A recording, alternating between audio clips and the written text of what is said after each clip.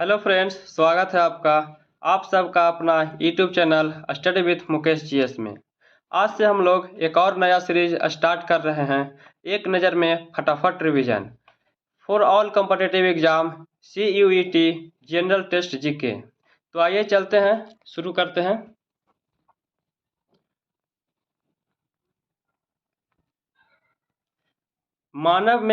भारत में मानव का सर्वप्रथम साक्ष्य प्राप्त नर्मदा घाटी से हुआ है।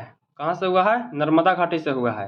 सर्वप्रथम प्राचीन स्थानीय जीवन के प्रमाण मिले हैं तो मेहरगढ़ से मिले हैं। कहाँ से? मेहरगढ़ से मिले हैं। एक ही कब्र से 3 मानव कंकाल के अवशेष मिले हैं तो वो दमदमा से मिला है। कहाँ से? दमदमा से मिला है। गर्त आवास के साक्ष्य प्राप्त हुए हैं तो ये बोरझुम से प्राप्त हुआ है। नेक्स्ट देखते हैं। मानव के साथ कुत्ते को दफनाने का साक्ष्य प्राप्त हुआ है तो ये बुरझुम से प्राप्त हुआ है। कहाँ से? बुरझुम से प्राप्त हुआ है। जूता हुआ खेत का साक्ष्य प्राप्त हुआ है, कालीबंगा से प्राप्त हुआ है। अग्निकुंड का साक्ष्य प्राप्त हुआ है, कालीबंगा एवं लोथल से प्राप्त हुआ है। युग समाधियां का प्रमाण प्राप्त हुआ है तो कालीबंगन एवं लोथल से प्राप्त हुआ है। नक्काशीदार ईंटों का प्रयोग का साक्ष्य प्राप्त हुआ है तो यह कालीबंगा से हुआ है। कहाँ से हुआ है? कालीबंगा से हुआ है।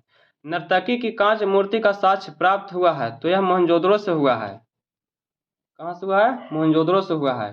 शवों को दफनाने की प्रथा का प्रचलन था तो यह हड़प्पा सभ्यता में था। शवों को दफनाने की प्रथा हड़प्पा सभ्यता में था। नेक्स्ट देखते हैं। शवों को जलाने की प्रथा का प्रचलन मोहनजोदड़ो में था। कहाँ था? मोहनजोदड़ो में था। 3 मुख वाले देवता की मूर्ति प्राप्त हुई है तो यह मोहनजोदड़ो से प्राप्त हुआ है। 3 मुख वाले देवता की मूर्ति मोहनजोदड़ो से। मिट्टी द्वारा निर्मित हल का साक्ष्य प्राप्त हुआ है तो ये बनावली से प्राप्त हुआ है। कहाँ से? बनावली से। उन्नत जल प्रबंधन का साक्ष्य प्राप्त हुआ है, धौलावीरा से प्राप्त हुआ है। कहाँ से? धौलावीरा से। नेक्स्ट देखते हैं। शैलकृत स्थापत्य के प्राचीनतम प्राप्त हुए हैं प्रमाण प्राप्त हुए हैं धौलावीरा से हुए हैं। शैलकृत स्थापत्य के प्राचीनतम प्रमाण प्राप्त हुए हैं धौलावीरा से। नेक्स्ट देखते हैं। वैसा हड़पकालीन स्थल जो 3 भागों में विभक्त है तो धौलावीरा से विभक्त है। नेक्स्ट देखते हैं। कृषि का प्रथम साक्ष्य प्राप्त हुआ है मेहरगढ़ से। कृषि का प्रथम साक्ष्य प्राप्त हुआ है मेहरगढ़ से। चावल का प्राचीनतम साक्ष्य प्राप्त हुआ है कोल्डिहवा से। चावल का साक्ष्य कहाँ से मिला है? कोल्डिहवा से मिला है। आग का आविष्कार हुआ था पुरापाषाण काल में। आग का आविष्कार हुआ था पुरापाषाण काल में। नेक्स्ट देखते हैं।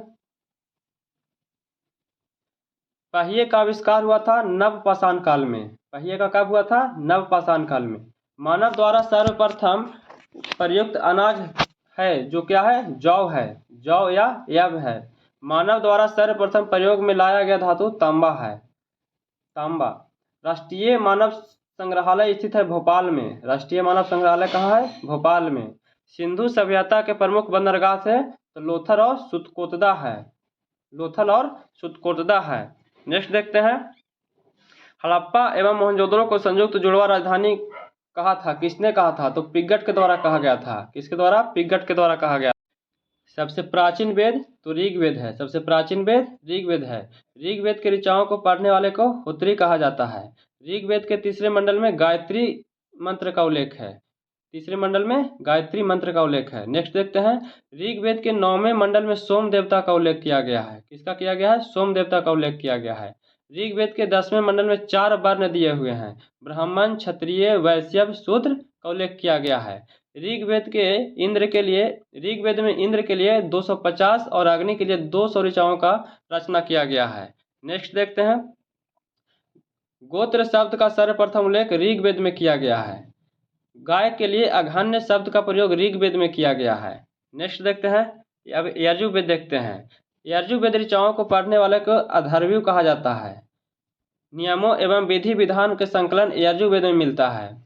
बलिदान विधि का उल्लेख यजुर्वेद में किया गया है। गद एवं पद वाला वेद है जो यजुर्वेद है। अब सामवेद देखते हैं। सामवेद के ऋचाओं को पढ़ने वाले के उदात्री कहा जाता है। क्या कहा जाता है? उदात्री कहा जाता है। भारतीय संगीत का जनक जो है वह सामवेद को कहा जाता है। भारतीय संगीत का जनक किसे कहा जाता है? सामवेद को कहा जाता है। सर्वप्रथम औषधि का जो उल्लेख है वो अथर्ववेद में किया गया है। सर्वप्रथम औषधि का उल्लेख अथर्ववेद में किया गया है। सभा एवं समिति का प्रजापति की 2 पुत्रियां हैं। यह अथर्ववेद से संबंधित है। सभा एवं समिति की प्रजापति की पुत्रियां कहा गया है, यह जो अथर्ववेद से संबंधित है। नेक्स्ट देखते हैं। वेदों की संख्या 4 है, वेदांगों की संख्या 6 है, पुराणों की संख्या 18 है, उपनिषदों की संख्या 108 है। फिर से रिवीजन करते हैं।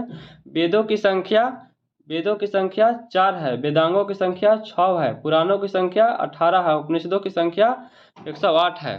तो कैसा लगा वीडियो? अगर अच्छा लगा होगा वीडियो तो लाइक शेयर और सब्सक्राइब कीजिएगा। जय हिंद दोस्तों।